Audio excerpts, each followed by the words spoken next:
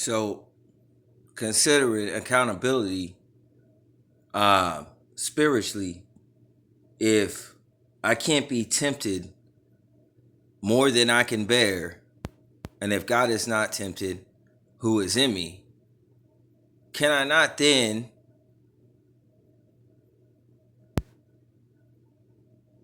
to some degree of rationale control the pressure of my adversary according to what I can handle? Is this on the account of ego, or is this on the account of what God can handle in the spirit?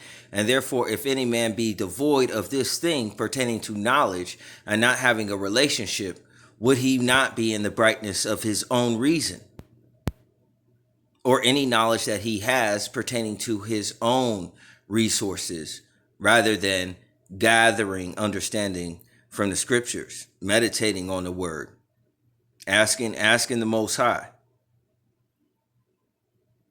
That's pretty narrow. That's pretty subtle. Okay, for any man to see, in which any man would be in the same boat, no matter what his race, background, or culture is, for there to be so many divisions. These divisions are more economic than they are cultural or spiritual. And these economic things creates employees that were formerly slaves that made their mark. X marks the spot, and such is the mark of the beast, as the way he thinks, and according to how he thinks, the actions of his hand. This would be the mark of a beast, and that pertains to flesh, which is why Christ asked the man who said that he was a good man, why did he say such things? Because he had flesh on, and he wanted to align with that man's understanding. And at that man's level of understanding, he correlated the attributes of Christ's character, but he correlated his attributes of character with Christ's flesh and not the Most High God. Therefore, he said, no man is good but God, to be precise, even though he himself is God. All right.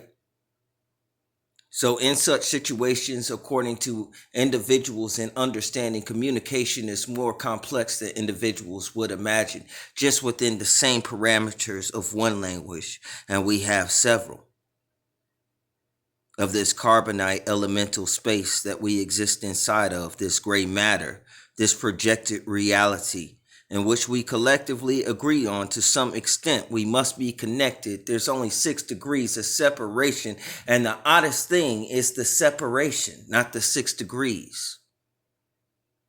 Consider our differences and say that we respect diversity, even though we not. We act so deep when we're so superficial. We act so sleep when we're so woke. But what is being woke in a dead world anyways? Or having communications, but no one to communicate with.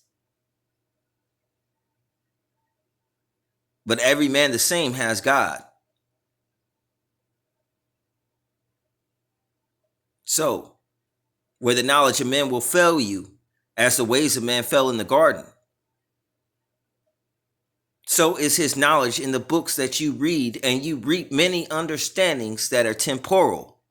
I'm not saying that this knowledge is evil, but you have to take it all in account of where it came from. And it came from the fall of man.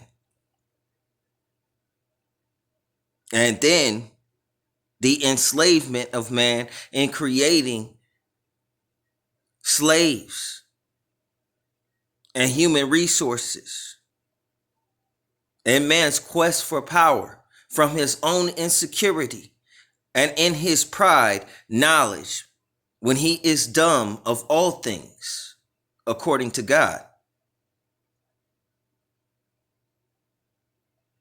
Therefore, man can know evil as he can know calamity. He can know a flat tire. He can know that a storm is on the horizon. He can even have senses no different than animals. And he's no different than animals, though he claims he's civilized. And yet he kills for sport and wastes the animal. I'm talking about humans. No knowledge of self, but knowledge of others for particular reasons. And there are many seasons pertaining to a man's knowledge.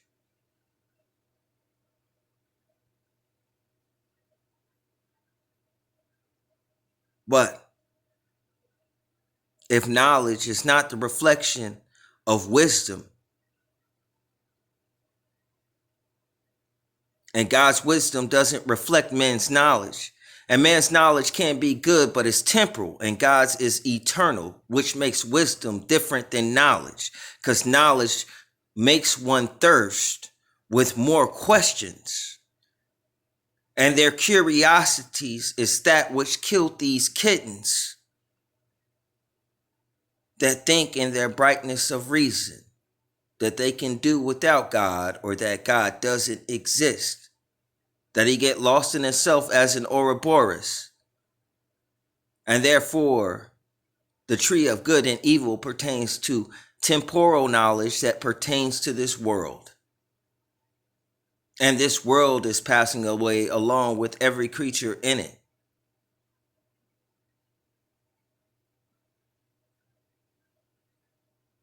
So, it is not a reflection of God's wisdom. It isn't always a reflection of God's wisdom. There is good fruit and there is evil fruit. But pertaining to knowledge itself, the subtlety of why we have it is based upon how we fell. So the hubris that one carries pertaining to their intellect or being smart, by what means do I question? That this is not one, being smart is not what would make one prideful in this world if this man has wisdom.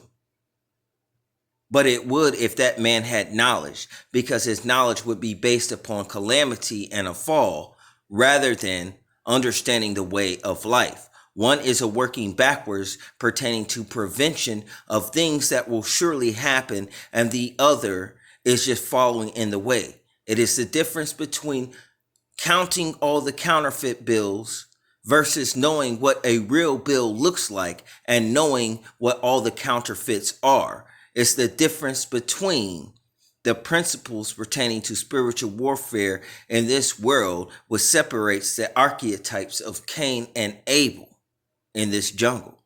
Peace and blessings be with you all. I'm out.